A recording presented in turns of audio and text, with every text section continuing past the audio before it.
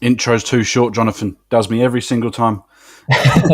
Evening, everyone. Welcome to another Balls Out podcast and another edition of Talk of the League at a slightly later scheduled date, but we've all got busy lives, so here's what it is. We're back.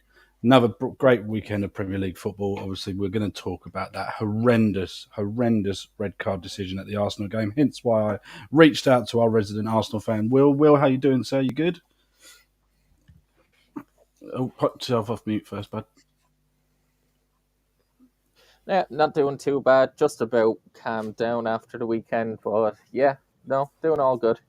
Good. And obviously, we had to get Jay back from the Paddock Blues podcast to talk about the absolute resurgence of Everton under David Moyes. Jay, how you doing, mate? You good? A lot better than last time, mate. Yeah, I'm ready for this one. Yeah, last time we had you on, it was the FA Cup, just the Sean Dyche debacle, and everyone knew that Moyes was coming back. So it's going to be great to talk about another victory on the road. And obviously, co-owner and my partner in crime, Jonathan. How are you, sir? Yeah, all good, mate. We're after winning two of our last three league games now, so the title charge is well and truly on. So even sporting the gear tonight and everything, so good to go. Yeah, good man. Yeah, absolutely. We've it's been a crazy weekend of football. Obviously, there was games all over the show. We had Arsenal in the absolute mad game down at the Molineux, or up at the Molineux, depending on where you are. The two red cards and an awful red card decision. Like I say, Everton's resurgent under Moyes, getting them a win over Brighton.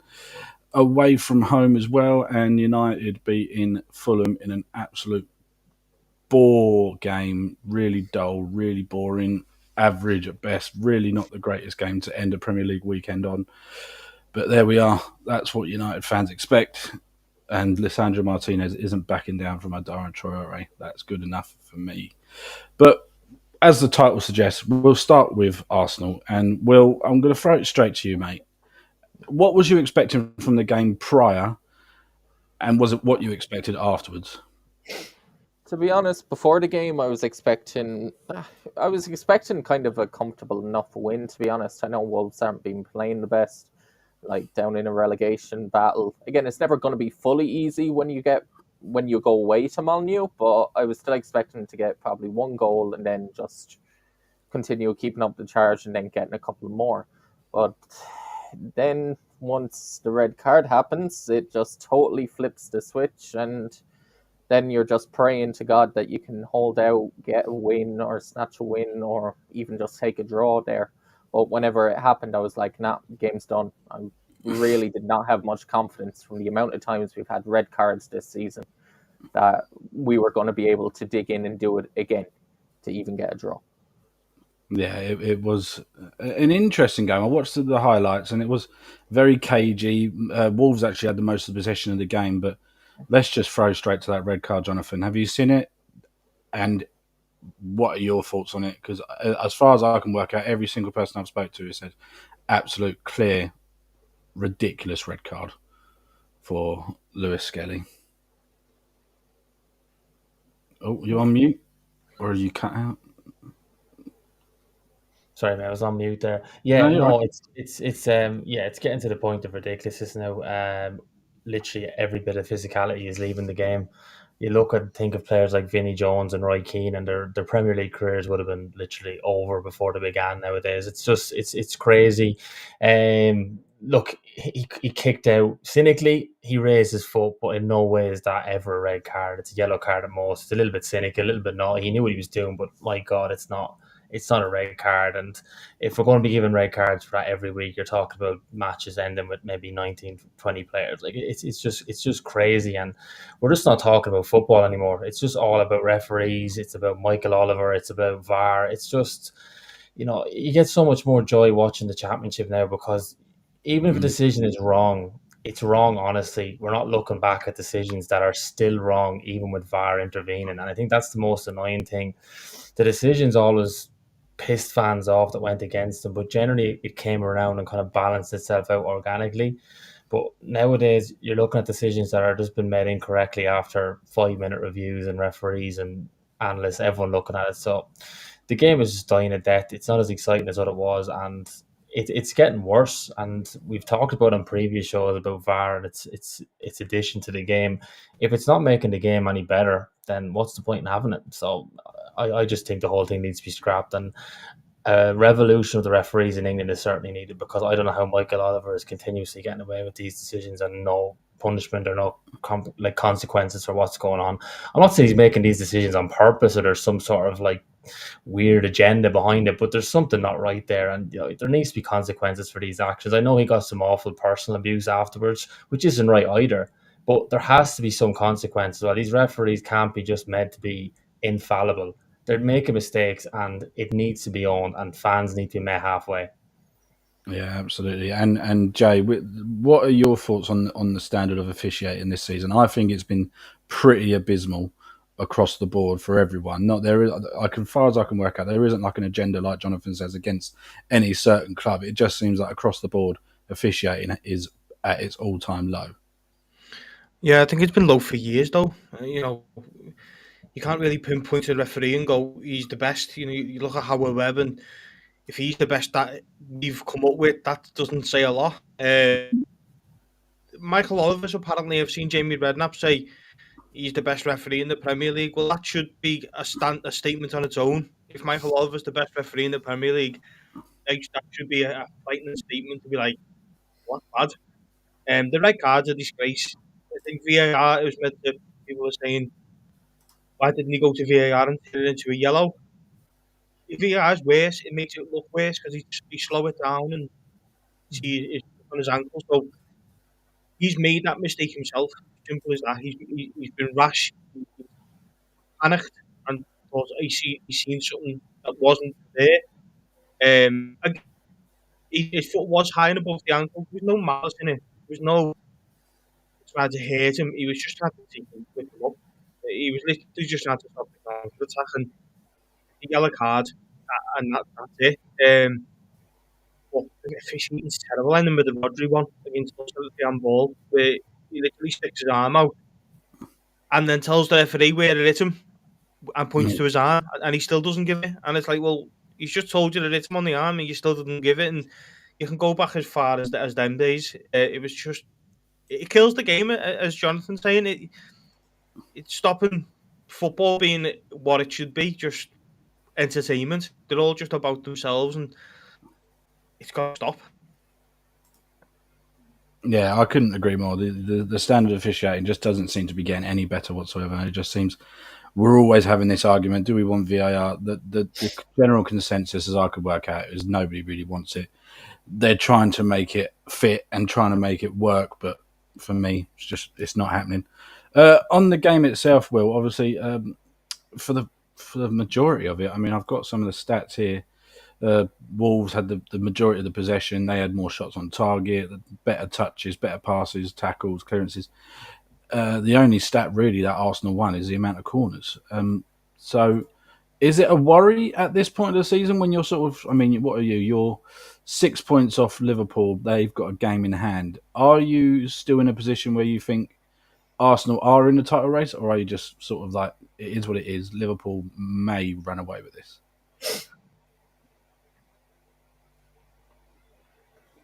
There we go, back off it. I have hope, but that's the only thing I have. I don't have much expectation. It honestly feels like we aren't really, whether it's the luck, whether it's that little extra that you need to just win games at the important times, we just don't have that this year. And the only hope is that Liverpool just slip up enough that we can just stay consistent and put in a run. Are we capable? Yes. Do I think we will? No. There is something missing, a certain X factor. Obviously, Bukayo Saka being out injured until March is a massive loss. But it's not just him. There's a certain creativity in that, say, the number 8 position, or even Odegaard as our right-sided number 8. He isn't as creative this year, isn't been as good. We're just not as good as we have been the last 2 years. And yeah, I wouldn't be confident in terms of going for the league, but we'll see what happens. It's not what I wanted to hear, that, by the way. No. Go on, Jay. Hey, well, do us a favour at least and win the game in hand. At least keep it at 2 points. We'll try. I think that's a good point, actually, Jay. You bring up there, actually. The game in hand is the Merseyside derby. Obviously, it was supposed to be at Goodison. Was it last month or, yeah, whenever it was? Uh, the Storm obviously called it off. With it being the last Merseyside derby at Goodison, I assume the fans, like yourself, are going to be riled up for that just to make it, let's go out on a fucking bang here sort of thing. Yeah, 100%. Especially it's a midweek game. It's a Wednesday night. It's just going to be a horrible place for them to come. Listen, I don't like speaking well of Liverpool, but sometimes quality will probably beat Everton. But they won't beat us on the crowd. They won't. There will be certainly no short of atmosphere, no short of motivation for these players. And David Moyes is back.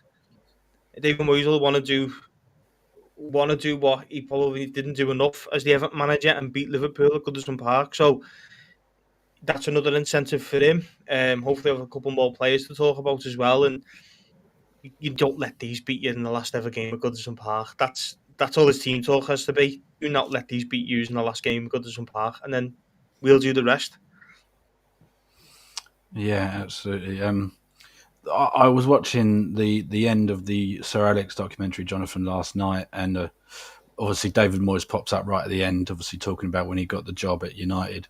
And I said to my partner, right manager, wrong time for United. Would you agree? 100%. Yeah, 100%. To replace Fergie, we needed someone like an Ancelotti or a Mourinho there, and then we needed a big character for a big dressing room. That dressing room was filled with serial winners, Champions League winners, international superstars. It needed a big personality. David Moyes was a very experienced manager, a very good manager. I was very excited about him coming at that time. I thought it was a right fit, but no, we need a big personality then, and I think someone like Moyes now, ironically enough, in the last year, 18 months, would have been perfect for this changing room. But then again, look, they probably would have thrown him under the bus now as well. They're trying their best to do that to hammer him as well. I think, with regards to that dressing room at the moment, it would be very hard for any manager to succeed, and I wouldn't wish it upon any manager. But look, it's great to see Moyes back where it all started for him and doing well and doing what he does best, because he got a bit of disrespect off West Ham fans near the end after winning that Europa Conference League, and they just kind of got a bit too big for their boots. So it's good to see him back now, feet back under the table, doing well again. It looks like Everton will survive. They've too much quality to go down compared to the other three teams underneath them, I think. So they should be okay. But yeah, look, I'm happy for Moyes. I seen his stat there the other day. He reached 700 Premier League games. I think third only after Fergie and Arsene Wenger. So that says it all, really. But yeah, look, I'm delighted. And it was just unfortunate that the timing wasn't right. You know what I mean? Maybe if he'd have come in there for a year or two under Fergie as an assistant, I don't think that was ever going to happen, just to get that little bit of experience of the club. But yeah, like you said, Nathan, the right manager, just the wrong time, unfortunately, for him. Yeah, I couldn't agree more. Well, I'm going to throw it straight back to you, mate, for the game itself. Obviously, from what I can see, and you can correct me on this, obviously, Odegaard wasn't in the squad, as far as I can see here, injured again. But since Saka's injury, he, in my opinion, has been pretty null and void. Would you agree, or was that a bit harsh? Because I see the link up between him and Saka is vital. But go on, you can disagree. I don't know. He's still our best player quality wise, but there's definitely not as big as an impact as there should be. I feel like since he's come back from the injury that he had earlier on the season, he still hasn't ever fully recovered to the extent that we need to. Now, he still does all the important things off the ball. He still sets the tempo of the press. He still is quite a leader in the team. But in terms of the attacking outlook, he is missing an awful lot to what we had last season. Maybe that's because Saka's missing and taking up different spaces. But I think I've seen it there on Sky Sports. Like, in comparison to the positions where he picked up the ball last season, he's picking it up right on the touchline a lot more this season. And that's not where you want Odegaard. You want him asking for the ball in between the lines, getting it so he can play in between the lines and we can get through defenses. When he's getting it out the wing, it's either going sideways back across or he's swinging one crossing. And we're just doing the donut of doom around the box. Like, it is a bit frustrating, all right, this year. But look, at the same time, we're still not playing badly. we're just not pretty to watch, which is kind of frustrating after the last couple of years. Yeah, is there any standout players for you that have actually done that for you this season? That have actually been like standout stars, or is it sort of everyone sort of really sort of bubbling along in that sort of donut and doing like you're saying? I mean, to be honest, I'd say Miles Lewis-Skelly breaking through. Like, he's one of the few players that coming in from left back is going in the middle and is willing to play balls through the lines. Other than that, like, there hasn't really been a proper standout player. I'd say when you're looking at our team and you're saying that Ranieri is looking good for the future, Miles Lewis-Skelly is looking good for the future, it doesn't say a lot about your more senior players, especially when you're going for a title. Yeah, very good point. Very good point. It's a case of Jay.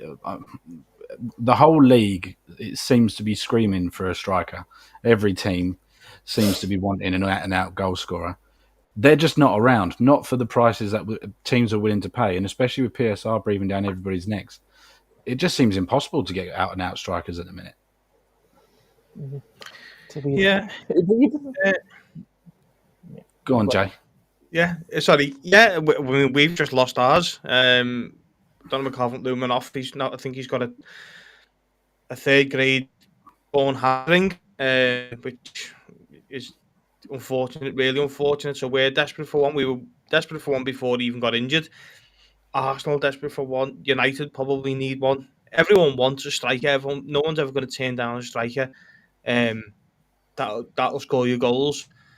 They're just hard to come by. They just really are. And the thing is, if Everton want one and Arsenal want one, if you're a player, you're probably going to choose Arsenal. So there's just a pool as well of players. Everton have got to sort of dip in the toes in every single pool and try and find strikers. Listen, boys, you've got a good track record of finding strikers and bringing a striker in. Jalovic and him come from Rangers and hit the ground running, and you know, he's had like Anachibi, who we thought was ready, and he brought him through. Yeah, he wasn't the greatest, but he done a job. James Vaughan, these type of players. James Beattie come from Southampton, wasn't the greatest, but scored goals. Andy Johnson, Ikubu. So David Moyes has got a good track record of finding a striker and going, right, well, this is how I get the best out of him. Not just get a striker and go in that team. He'll get a striker and go, this is why I'm buying him, because I'm going to get him because I've got or a wing or a good 10. He doesn't just go and get a centre forward. He'll get one that will suit the rest of the team, if that makes sense. Yeah, absolutely. And Will, I assume you're in the camp of that Arsenal need a striker ASAP just to make that final push towards a league title. Because Kai Havertz isn't going to do it for you, I'm afraid. No, like he'll get you a few goals to have you at least off the bench where he'd be a good option, but he ain't going to be that striker that's going to take you over the line. It may not even be a striker. We just need that out-and-out clinical goal scorer. Like, you look at Liverpool, they've got Salah, and they used to have Mane, who on the wings, they'd be the goal scorers. It wouldn't be the strikers. It's just looking for that new option. When there isn't that many clinical strikers, is there a winger that can go out there and bang you the goals? Is there somewhere else that you can get the goals from? But I believe that's where the scouts have to make their money. You just have to find the out-and-out goal scorer that isn't a centre-back.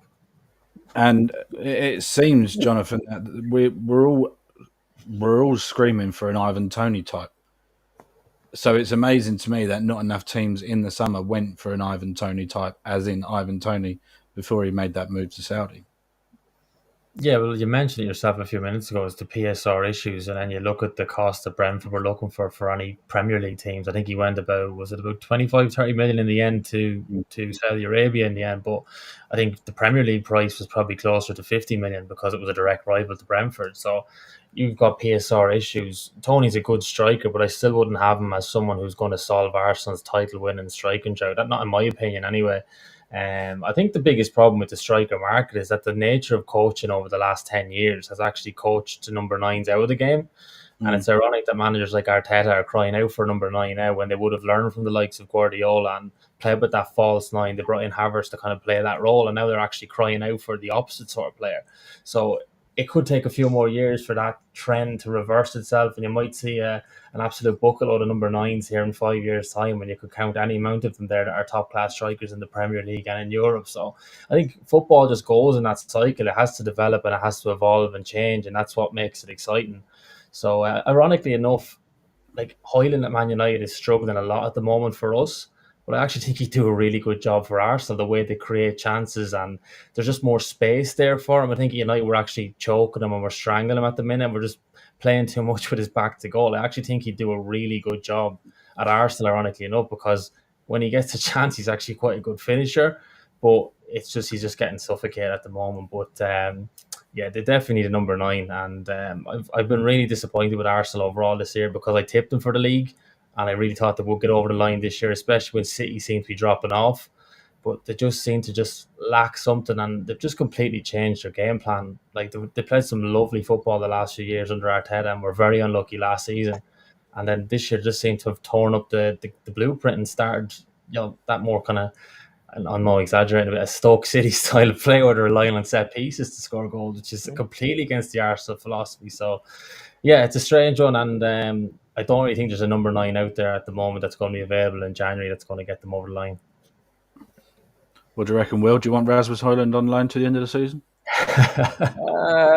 No, I think I'm okay. I don't think I'd take Højlund.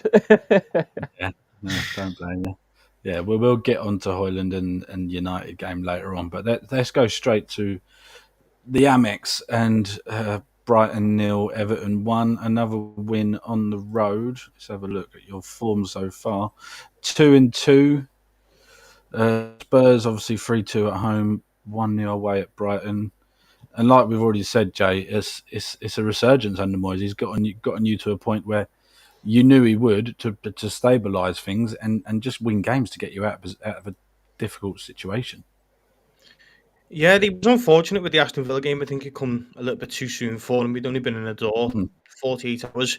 I think, to be honest, looking back, I think that Villa game was just sort of who can do what, and who's he looking at. That was his first actual proper look at the players in a match. He was unfortunate in that one, and you could see it. To be honest, Nathan, you could see the Tottenham game. Everton were pressing more. They were winning second balls where under Dyche, don't like speaking his name, but if Everton win the first ball from the big hoof, they were certainly winning the second one. Everton winning second balls up at the top end of the pitch. They're getting in and around Calvert-Lewin or Beto or whoever's up front. They're letting Njai and Lindstrom say, your wingers, run at people, cross the ball. And you can just feel it. You can just sort of feel it in these two games. No people might go, well, it's only 2 games. But listen, it's Tottenham. I know Will won't like this, but they can if they turn it on the day, they've still got the likes of Son and Kulusevski and Richarlison. They've got quality players. And Brighton at the Amex is notoriously a hard place to go for any team. So it is 2 hard games. And we've played well in both of them. Honestly, it's 2 total different performances, but they both work. And that's what David Moyes will give you. First and foremost, he'll tell the players to run for the badge, and then we'll go from there. Yeah, I mean, Everton were sitting on 31% possession for the entire game. Only 1 shot on target, but it doesn't matter. It's 1 goal, obviously the penalty. Brighton were absolutely dominant in possession, controlling the game, passing. But like we said, Jonathan, Everton just seem to have this way about them, just especially under Moyes in the last few games, just to control it and just, get what you need to get and get the players running for you. Yeah, well, Everton didn't need to do that and complicate, really. They just need to get back to basics, and initially Dyche looked like the man to do that, but I think, as Jay had said, it had just gone too stale there. Everyone had just stopped believing in Dyche's ways, and I think he'd stopped believing in himself, so it needed just that fresh voice in there, and the experience of someone like Moyes. He knows how to garner that support from the fans. They'll 100% get behind him, and yeah, look, it's working. Like you said, they're 1 shot on target, but that's all it takes. We only had 1 shot on target ourselves, yes, and it was enough for the 3 points. You know what I mean? Points aren't won by possession; they're won by who puts more goals in the back of the net. And Everton are finding the net a bit more now, which they had been struggling to do. So, yeah, a good result in a very, very difficult place to go. I mean, our record against Brighton is absolutely horrendous. So I mean, it's an achievement that way already. So yeah, look, really impressive with them. And look, I think Brighton are a bit like that. They're very hit and miss. They can go to Old Trafford, win 3-1, then lose at home to Everton. Like they're just a bit hit and miss like that. They lack that little bit of consistency. But yeah, no, absolutely, it's. I wouldn't have put Everton down for a win on Saturday, but it was a great win, and it just kind of gets that momentum going now and brings it into the next game nicely for them, and they'll believe that they can keep going a nice little run there, and maybe even finish mid-table. Yeah, it's difficult to understand what Sean Dyche did so wrong. But Jay, you'll elaborate for me. What was it really? I know we've spoken about this briefly on the previous show that you were on, but what really did Sean Dyche get so wrong for them to lose his job? It's a difficult one, really. Listen, you can break it into 2 seasons. Last season, massive respect to him. He got the point deduction twice. You know, there was a lot of noise in the background with the 777 groups for that. But the guy Paul, who I do the podcast with, he basically said Sean Dyche puts his own fire out. He's a firefighter that creates his own fires. And before the ball was kicked, Everton were in a relegation zone. Now, Nottingham Forest and Brentford finished below Everton last season with the point deduction. You look at where Forest are now. The word relegation never come into Nuno's sort of tactics or mindset or anything. Sean Dyche did. Maybe was it to keep Sean Dyche in his own job? I'm not sure. He never connected with us. Listen, we all as football fans want our manager. I've had to watch them over the road absolutely adore Jurgen Klopp, and it was horrible to look at. We all want that special connection with your managers. You had with Alex Ferguson, you know, Will had with Arsene Wenger. We had a little bit with that with Moyes, and he never got that. He weren't interested in Everton Football Club. And listen, if you're not winning football matches, win the fans. It's just, you know, they'll get you, keep you at least in a job a lot longer than maybe you should be. He never done that. He just, everything about him pointed towards, I don't want to be here. You don't want me here. And in the end, which we know, he gave up. And you can see that. And you can actually see that now. That he looked like he'd give up. The players looked like they didn't have any sort of clear instruction how to win football matches or even how to get through them. Moyes has come in with a new bit of energy. Listen, he's not a spring chicken. He's had 700 games, but he's sort of come in and told these players, this is what I want you to do. That's how I want you to do it. These fans will get behind you if you do this certain thing, that certain thing, and just go and do it. And that's what they've needed. I think Jake O'Brien said it's a lot more clearer now what we've been asked to do. That's first and foremost. If a player, Moyes has come in. We've signed him for 15 million. He played, I think, twice under Sean Dyche. And Moyes has come in. He's already played twice. He's played every minute Moyes has been here, apart from, when he got taken off against Tottenham. Straight away, Moyes has come in and gone, well, he can play right back. So he's going in. He's got the best out of Lindstrom. He's told Njai to take people on. And by the way, just to finish up, he wasn't happy with the second half performance against Brighton. He's already said that. He's already said, I'm not happy with the second half. He said he understood it and what it needed. And these players sort of took it upon themselves to battle through the game. But I'll be telling them that's not how we finish games. That should have been absolutely made up with that. And going to Leicester on home on Saturday, we'd have all been thinking, we're going to let Leicester have the ball and it's going to be another one of them. Maybe get a set piece. Moyes won't do that either. Moyes will get the best out of Goodison first 15, 20 minutes, run at Leicester and go, right, we're going to, like Arsenal, it's Tottenham, 3-0 up. But that's the difference. Sean Dyche didn't want to get the out of the park, or the Evertonians or the players. David Moyes will. And that's why I think Sean Dyche, in the end, had to go. Yeah, it seemed, from my point of view, it seemed crazy, but see the analytics and what you say there. Connection with supporters is so important, and it just seemed like he was a defeated man in the end. Didn't really seem he had any ideas. On, you mentioned Spurs there. Let's throw it straight to Will, because I'm sure he'll enjoy talking about Spurs for a little bit. Everton have the opportunity to go above Spurs if they beat their game in hand. Spurs currently sitting in 15th position on 24 points. Everton's sitting in 16th on 23. And like I say, with that game in hand, I assume you're not a fully fledged member of the Ange Postecoglou fan club, Will? No, I think he definitely is naive at times. But I will say that, like, you look at all their injuries, and there really ain't much you're gonna get. I understand the Spurs' fans' complaints that it's about Enoch and all the rest, because their recruitment has been terrible for years and years and years in terms of actually putting the money to back the manager. But hey, I ain't ever gonna complain when it's Spurs doing shit, because it's fun to see your rivals. And I was very thankful, because the one time I put money on a team to lose was actually Everton to win, Dominic Calvert-Lewin to score any time, and that weekend I also had Man United to lose and Lenny Yarrow to get booked. So it was a nice little accumulator win. So that was a great weekend. So I was thankful for Everton there. But to be honest, I'd say, and I'm surprised he wasn't sacked after this last game, because it would be the perfect timing for Levy to just sack him and then go and say, "Oh, look, we can't back the new manager in the new transfer window because we don't know what he wants and he hasn't had a full transfer window." That's the type of thing that he'll do.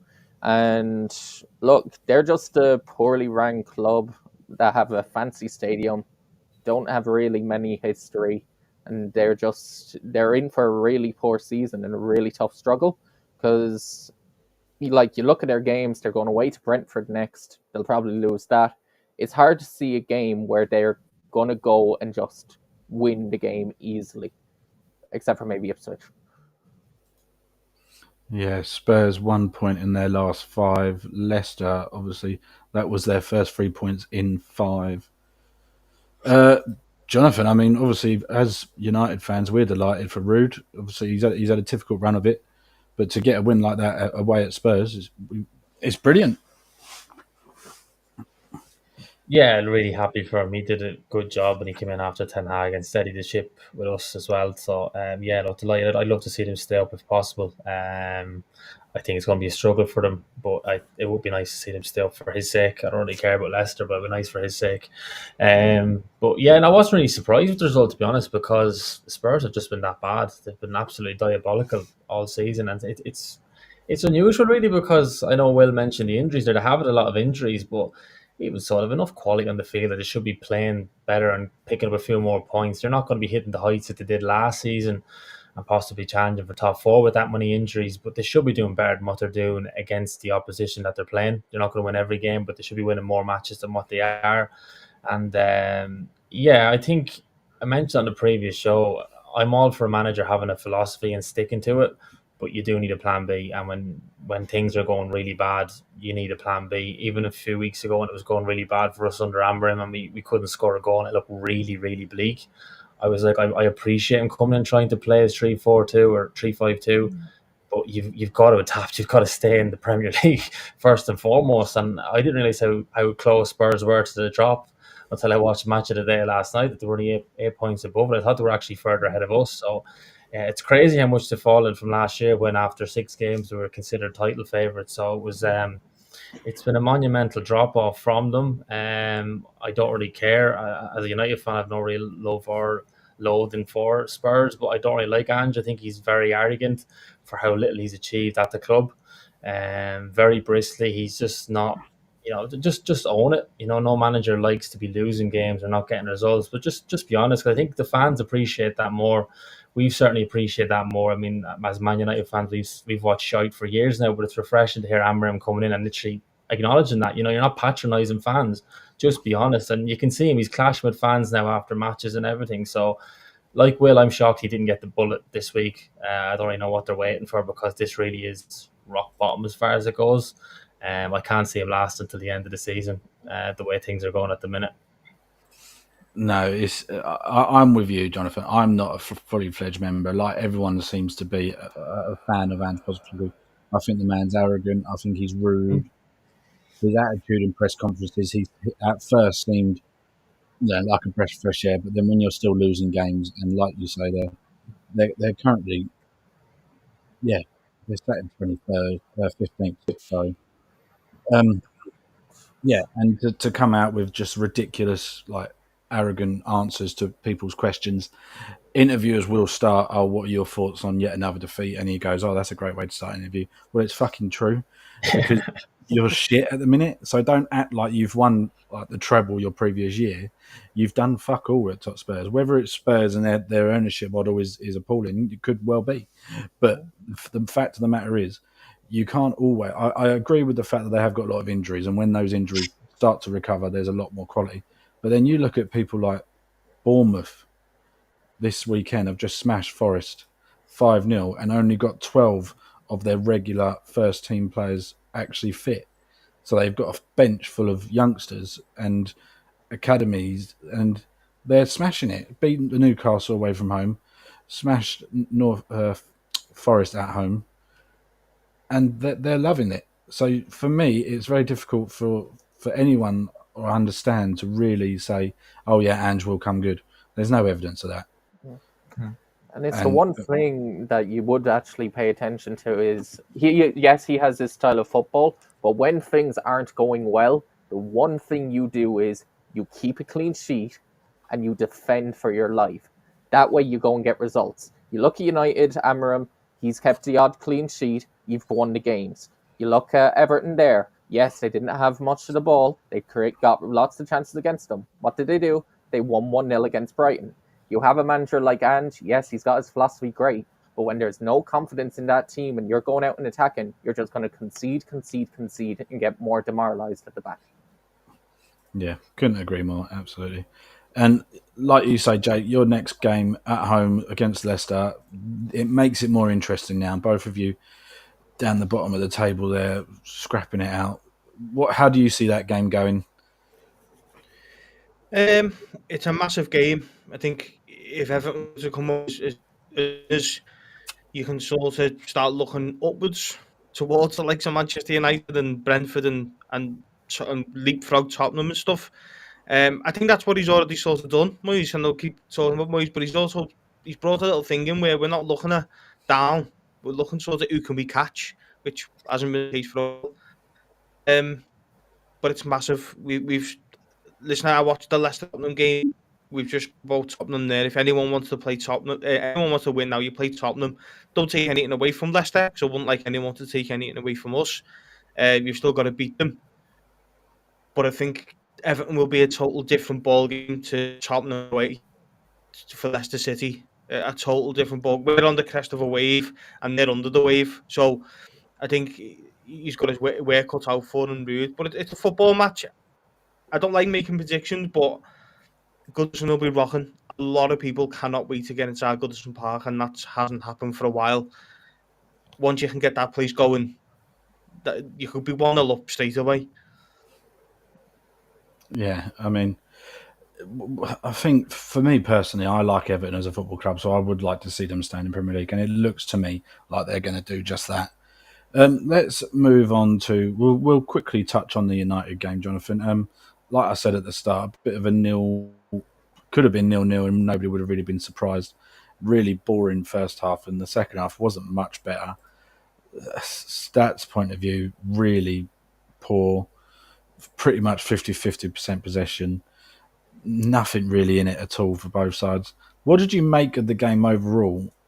And was there any real standout player for you, or was it just plodding along? Yeah, I think me and you've discussed this on our United shows, Nathan. It's just a case of finishing this season out now and getting into pre-season and giving him a proper pre-season with the players now. You can see exactly why he wanted to take over at the end of the year and didn't want to come in mid-season, because with the cluster of games, it gives very little time to work on the training ground.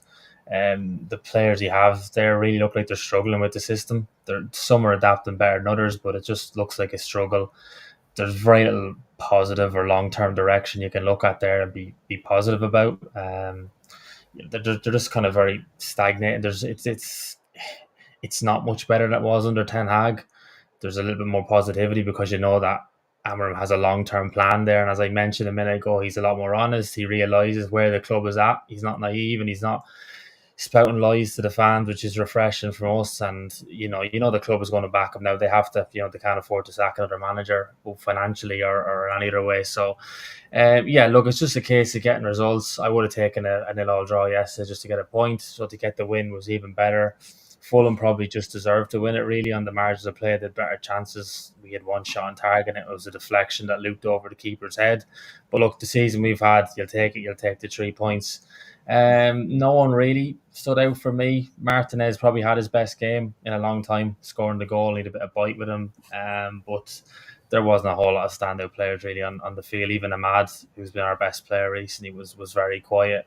Hoyland had an absolute stinker. Ugarte was very, very solid again, I think. I know he got an injury, so hopefully it's not too long term. But yeah, look, mate, we just take the 3 points, move on, and just literally plod on for the rest of the season. But I wouldn't be too optimistic between now and the end of the year. No, yeah, like you say, we've had this conversation before. I'm at the point where just play it out, do what you got to do, and then, like you say, next year kick on, start making that challenge. Not for the league, I'm not stupid, but just to get into the top 4 and then just building a squad around what he wants. And we've had this conversation as well. I'm not bothered about Europe this year. If we finished outside the top 10, couldn't care less. The old mantra of attracting. Actually, I'll ask you, Will. Playing in Europe seems to be incredibly, no, what's the word? Important to so many young players and young up-and-coming talent. But there still doesn't seem to be this pull away from Man United because of the name of United. But does the Champions League really affect a player's mindset nowadays, do you think? Or is it just a case of you're still going to go? Let's say Arsenal, for example, we're out of the Champions League. There's still an element of that players will still sign for Arsenal because it's Arsenal. Same with United. Oh yeah, no. When you are one of the big clubs, all right, you will always have that certain level of pull power that they'll be like, okay, I'll be the guy to take them back to the top. They'll always want that challenge. Europe does and it doesn't matter, right? Because it doesn't matter to United and everything, but it depends. Where would you rather go to? Like, would you rather go to United or say Bournemouth are in the Champions League? Would you rather that 1 year at Bournemouth just to show yourself at that level? Like, you're gonna dictate and probably attract different types of players as well. Like, you might get a couple more hungry young players willing to go to these Bournemouth and Champions League players, whereas some of the more older veterans might be able to go to United and prove that they can still have it, which may not be good for a long-term project. Yeah. Jay, obviously, David Moyes gave West Ham their greatest ever European night in recent history. What would it mean to a club like Everton? Not currently at this moment, but is Moyes the sort of man that you think could get you to that point, or is this just a stopgap for Moyes for you? Because for me, Everton in Europe, it's where partly you guys probably belong. You've been out without it for a long period of time. It seems a shame that you guys aren't in it, but is Moyes the man to take you back there, or is it a case of let's get him stay in the Premier League with Moyes and then maybe look at a different manager next year? It's a hard one because Moyes took Everton to Europe. Mm. You know, we can think of the nights of like Fiorentina and all these type of other nights that we've had. And he was the manager, but that was when he was probably the new project manager. He was probably Ruben at that time. You know, he was young, hungry. He had all the tools at his disposal. He was the king of the castle. Has he got it in him to probably do that again? I don't know. It didn't actually take him that long, to be honest. I think in his second or third season, Everton finished fourth after losing Wayne Rooney in the summer. So it can be done under David Moyes. He done it at West Ham. He took over West Ham, saved them following season, got them into Europe. It doesn't take him that long. First and foremost, David Moyes knows he has to keep Everton in the Premier League. Then next season, he will start the season by saying, right, I want you in Europe now. This is where this club belongs. And it is where this club belongs in Europa League, in the Champions League. It's, everyone thinks it, but we do. Is he the right man? I don't see a reason why not. He's done it before. He's got a track record of doing it. He's done it at West Ham twice, and he's done it at Everton. Has he got it in him? I'm not sure. Can he pass the rate? Can he lead it to a point where he passes it to a new up-and-coming manager to then take it to the final stretch into the Europe, possibly? But wouldn't not even Moyes to first and foremost keep Everton in the Premier League and then go, right, now we're going for it. Yeah, absolutely. Let's finish up, gents, on some score predictions. So I'll start with you, Will. Massive game for you on Sunday. Arsenal at home to Manchester City, 4:30 kickoff. What do you think? Score prediction, and what sort of game are you expecting? Obviously, Man City, no idea what sort of team's going to turn up. Yeah, what do It you de- reckon? it depends on what happens for City midweek as well, because they have to beat Bruges Mm. to get through in the Champions League, whereas we're basically qualified in the top 8, so we can arguably rest players and look towards City. And hopefully by the end, Haaland will be staying humble and be seeing defeat. So I know, because the Arsenal players are going to be pumped for this one. Like, they'll remember the last game, and I think they will go out all guns blazing, but we'll need an earlyish goal. But I'd say I'm going to go with 2-1 Arsenal win. Yeah. Do you want to do a quick prediction on the Girona game away? Um, Girona, I think it's in Super 6. I haven't seen much from them, so I'll just go 3-0 win out. Fair play. And Jay, what do you reckon? Everton at home to Leicester. What do you reckon the score's going to be, mate? Are you going to be there? Yeah, I'll be there. I hate doing predictions when Everton are involved. I do. I always get it's either Everton surprise you or they just disappoint you. I'm gonna go. I'm gonna go 2-1. I'm just gonna go 2-1 Everton. I'm just gonna 3-1. I think they're just the confidence must be so high, and now playing at home against a team that we should be beating. Listen, David Moyes is another team that apparently paper should be, so it'll be interesting to see how he sets up against a team like that. But I think if we can carry this form on, I think 3-1 Everton.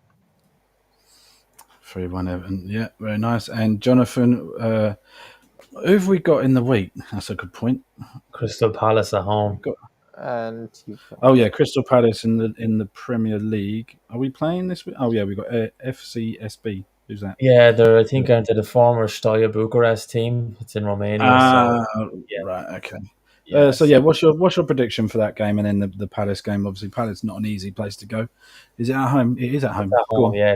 It's at Old Trafford. I'd probably rather be at Palace, to be honest, because our form at Old Trafford has been absolutely diabolical There you go. recently. So yeah, I think the game in Romania. I think our form in Europe has actually been quite good. Performances haven't been great, but our results have actually been quite consistent since we started off poorly. So it'd be nice to win that and avoid dropping out of that top 8 and having to play an extra 2 games. But I think, yeah, maybe 2-1 win over there, and then Palace at home on Sunday. You could toss a coin. You know what I mean? We could actually click a little bit and win 3 or 4-0, like we bet Everton before Chris was out of blue. I didn't see that result coming. Or we could lose 2-0 at home to Palace. It's just like that toss of a coin. So I'm just going to go for a very conservative 1-0 win again, because we just ain't scoring goals at the minute, and I just hope we can kind of keep a bit of momentum going and get a few results together, because we haven't won more than 2 games in a row all season.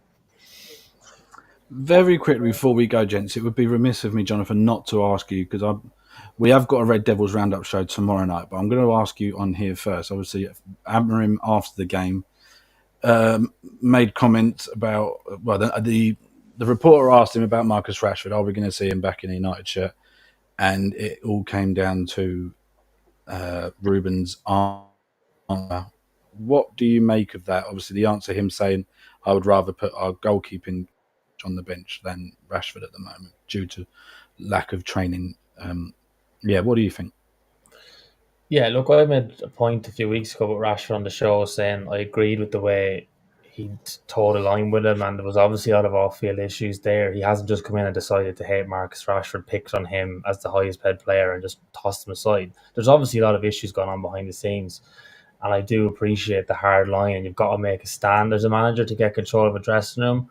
I just felt his comments probably went a bit overboard, Jess. I think he's at a point now where he just needs to just say to interviewers, look, I've said enough for Marcus now. It probably comes down to the fact that he's not a very experienced manager as well, and he's not used to doing this much media. I mean, in Portugal, he's probably doing an odd press conference and his post-match duties or whatever. In England, it's an interview every 2 days. It's different media outlets. It's BT Sports, it's Sky Sports, it's newspapers, it's podcasts, it's everything. So I think it's that naivety as a younger manager as well, and he admitted that after his comments post Brighton that he's still learning. So look, I think it just went a little bit too far. I would just like to have seen after winning as well, especially that we were on a bit of a high, just to say, look, I've spoken enough with Marcus now. It is what it is. What will happen will happen. So he probably just overstepped the mark in that regard. But I think overall his media duties have been quite good so far. So I won't hold that against him. I think it's one flaw he's had last night. Yeah, Keane, very beautifully there. The Royal Rumble in this weekend, Rasmus Højlund entering at number 23, dressed as the Undertaker, more to follow. Brilliant. Absolutely brilliant. Yeah, cheers for that, Jonathan. Really appreciate that. Yeah, guys, we've got a Red Devils Roundup show tomorrow. Myself will be on hosting duties for that, so I look forward to that. Got a massive, big group of people on tomorrow. But I think we've stacked it out, so really looking forward to that. And yeah, we'll talk about the Fulham game in a bit more detail. We'll talk about Ruben's comments on Marcus Rashford. We'll look ahead to that Europa League game, and we'll probably touch on the Palace game as well. But yeah, Jay, where can we find you? What are you guys up to? I think you've just had a pod come out tonight, haven't you? So where can we find you? Everywhere you get your podcasts. We've just done a match reaction there, obviously a positive one, to the Brighton game, and then we'll do the Leicester game. First big transfer week for Everton, so we'll cover all that. But everywhere you get your podcasts, any social media platform, at the Paddock Blues podcast, we'll be there and ready to answer any questions or sort of give you an opinion on Everton Football Club if we can. Very nice indeed. And Will, what are you up to? Where can we find you? Or are you just going to be popping on here every time you can? Look, most of the time we'll be popping on here. Don't get me wrong, I have a Twitter. I just get sick of all the toxic tweets out there every now and again. But yeah, Willie Chilly Bry would be my handle there. Other than that, obviously watch here. Yeah. And Jonathan, where can we find you, mate? Yeah, you can find me here, obviously, lads, and then on my bizarre Twitter handle underneath there, that's Snooker America. So yeah, I'm quite controversial on Twitter, so you can follow me there for a bit of fun.